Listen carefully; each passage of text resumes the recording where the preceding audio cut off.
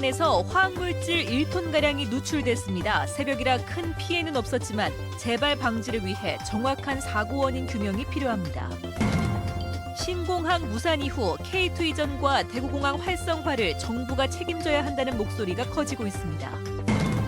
검찰이 희대의 사기범 조희팔이 중국에서 급성 심근경색으로 사망했다고 공식 결론 내렸습니다.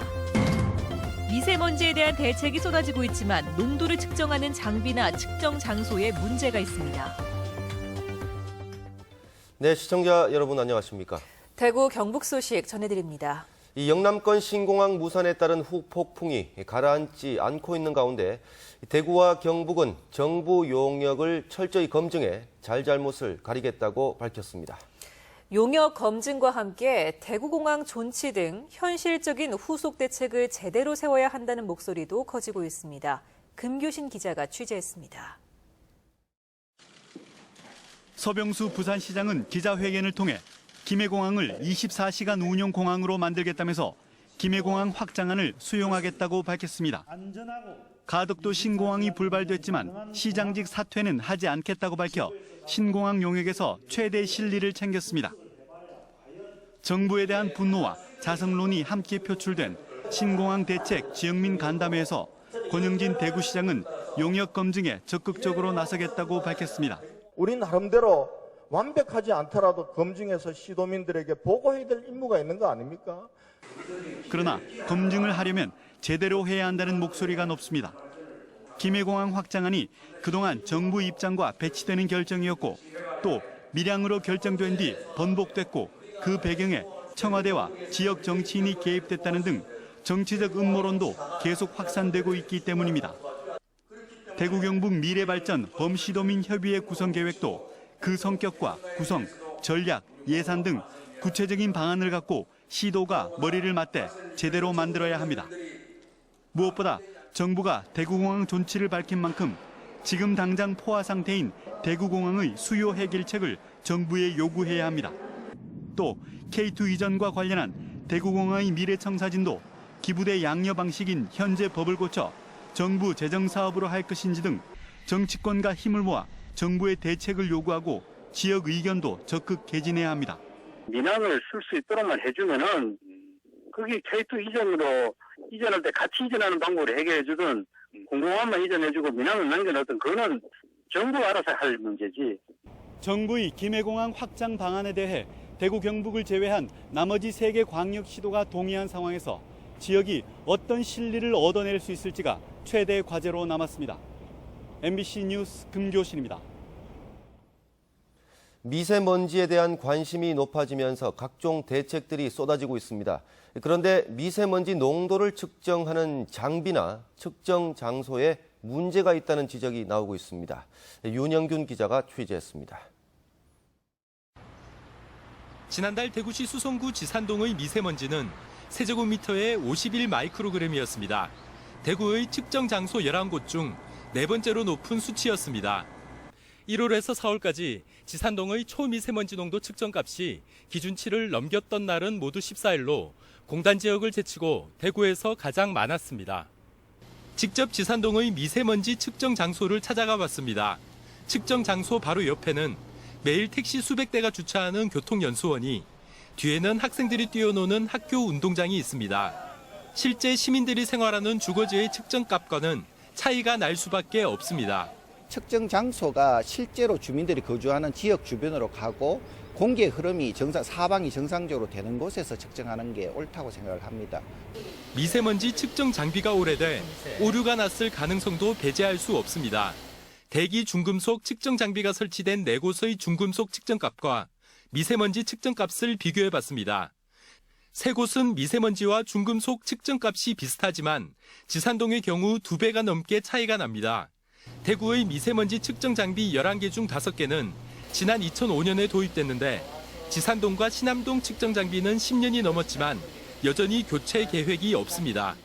10년 주기로 교체를 보통 하는데 2005년도에 들어왔는 게 5개인데 원래 3개만 그게 예산이 내려왔어요. 대구 수성구는 미세먼지 측정값의 문제 제기가 계속되자 이동 측정 차량으로 지산동 대기지를 측정한 뒤 측정소의 값과 비교해 대책을 마련하겠다고 밝혔습니다. MBC 뉴스 윤영균입니다. 가습기 살균제 피해 신고가 눈덩이처럼 불어나고 있는데 경북도 예외가 아닙니다. 지난 한 달 동안 접수된 신고 건수가 지난 5년간 건수와 비슷했는데 특히 사망 신고도 13명이나 됐습니다. 보도에 김철승 기자입니다. 청송군에 사는 김용태 씨는 지난 2011년 5월 4살 난 딸을 잃었습니다. 6개월 정도 가습기 살균제를 사용한 것이 화근이었습니다. 1차 피해 신고를 해 피해 사실을 인정받았으나 제조회사가 문을 닫아 배상을 전혀 받지 못하고 있습니다. 저희 같은 경우에는 회사가 문을 닫아서 보상을 받을 길이 없습니다. 특별법을 꼭 제정해 줬으면 좋겠습니다. 포항시에 사는 김용 씨도 지난 2009년 5월 67살인 아내를 잃었습니다. 2005년 한 달여간 막내딸의 산후 뒷바라지를 하는 과정에서 가습제 살균제를 사용한 뒤 병원을 전전하다 폐질환으로 세상을 떠났습니다. 사람이 늘 감기 몸살이죠. 코도 맹맹하다 그러고 이상하게 얘기를 하더라고. 그래가지고 처음에는 전혀 그런 폐 감기에 대해서는 생각도 안 했습니다. 도내에서 신고된 가습기 살균제 피해자는 70명, 이 가운데 사망자는 13명으로 나타났고 특히 지난 한 달여간 신고된 피해자 수가 지난 2011년부터 지난해까지 5년간 피해자 수와 같았고 사망자는 오히려 더 많았습니다. 도내에서는 포항이 사망 4명을 포함해 피해자가 15명으로 가장 많았습니다. 포항환경운동연합 등은 전국적으로 신고된 피해 사망자 462명 가운데 최근 한 달간 신고된 사망자가 236명으로 절반이나 된다며 정부의 적극적인 홍보와 피해자 접수의 필요성을 강조했습니다. 그 제품의 이름과 그 제조사들이 나와 있는 그런 포스터를 버스 정류장이나 아니면 보건소나 약국이나 이런 곳에 크게 붙여놓고 피해자들을 적극적으로 찾아내는데 자치단체가 도와줘야 된다고 생각이 되고요. 가습기 살균제가 처음 출시된 것이 1994년, 판매가 금지된 것이 2011년 말. 여야가 청문회를 합의한 만큼 이 기간의 피해 규모가 정확히 파악되고 적절한 배상이 이루어져야 할 것입니다. MBC 뉴스 김철승입니다. 농림축산식품부가 국회에 제출한 자료에 따르면 수질 기준을 초과한 저수지와 담수호는 지난 2011년 114곳에서 2015년에는 220곳으로 2배 가까이 늘었지만 예산 부족을 이유로 수질 개선 사업은 계속 미뤄지고 있습니다. 하지만 농림축산식품부는 지난해 8월 저수지 상류 500m 이내에 공장 설립을 허용하도록 규정을 바꿔 국민 건강을 외면하고 있다는 지적을 받고 있습니다. 오늘 새벽 구미 3공단의 한 공장에서 화학물질 1톤가량이 누출되는 사고가 발생했습니다. 작업이 중단된 새벽 시간이라 큰 피해는 없었지만 이런 사고가 잦은 터라 재발 방지를 위한 정확한 사고 원인 규명이 필요해 보입니다. 이상원 기자가 보도합니다. 오늘 새벽 2시 40분쯤 구미시 심이동 국가산업 3단지 이코노구미 1공장 탱크 안에서 화학물질 1톤가량이 누출됐습니다. 20톤 용량의 탱크 안에는 사용하고 남은 염산과 질산, 불산 혼합물로 추정되는 폐화학 물질이 들어있었고 화학 반응으로 탱크 뚜껑이 들리면서 누출된 것으로 보입니다. 기체 상태로 연기가 많이 나는 상태고요. 아마도 방류벽이 다 있고 저희가 공장인데다 해수 처리장도 다 들어가기 때문에 걱정 안 하셔도 됩니다. 경찰과 구미 합동방재센터는 탱크 안에서 화학 반응이 일어나게 된 이유 등 정확한 사고 경위를 조사하고 있습니다. 염산하고 불산하고 질산이 혼합 비율이라든지 공장 관계자들하고 국가수요 이제 감시가 내려왔으니까 누출 원인이 뭔가 거기에 대해서. 구미 합동방재센터가 사고 주변 지역 오염도를 측정한 결과 누출된 염산의 농도는 0.8에서 1.5 ppm, 불산은 5에서 8 ppm으로 기준치보다 낮은 것으로 나타났습니다. 작업이 끝난 새벽 시간에 누출 사고가 발생한 데다 화학물질의 농도도 약해 큰 피해는 없었지만 4년 전 불산가스 누출 사고를 겪었던 구미 시민들은 또 한 번 놀란 가슴을 쓸어내려야 했습니다. MBC 뉴스 이상원입니다. 앞서도 보도가 있었는데요. 이 건국 이래 최대의 사기범으로 불리는 조희팔. 그동안 살았다 죽었다 말이 많았는데 검찰의 결론은 사망이었습니다. 5조 원이 넘는 범죄 규모와 범행 윤곽은 드러났지만 검찰의 재수사는 역시 부실했다는 지적이 나옵니다. 도성진 기자입니다. 2011년 12월 중국에서 있었던 조희팔 장례식 영상입니다. 조 씨 가족들이 촬영한 이 영상에 대해 검찰은 위조 흔적이 없다고 밝혔습니다. 장례식 참석자들의 진술이 일치했다는 점과 함께 검찰이 조 씨가 사망한 것으로 결론 내린 근거입니다. 하지만 유리관 속에서 죽은 신용을 한 것인지에 대한 검증이 아닌 단순히 편집을 조작했는지에 대한 판단이었습니다. 화장한 유골은 DNA 분석이 불가능했습니다. 대검 과학수사부와 서울대 법의학 교실에도 문의한 결과 두 곳 모두 화장된 유골의 DNA 감정은 사실상 불가능하다는 답변이었습니다. 범죄 규모는 최종적으로 5조 700억 원대로 늘어났고 조희팔 일당이 챙긴 수익금은 2,900억 원, 유사수신 투자자들의 피해 규모는 8,400억 원으로 집계됐습니다. 지금까지 45명 구속에 71명이 기소됐고 검사, 검찰, 수사관, 경찰 등 검경 관계자 8명이 뒷돈을 받은 것으로 드러났습니다. 32억 원 넘게 쓴 것으로 나타난 뇌물 로비 자금 수사는 특히 부실했다는 지적입니다.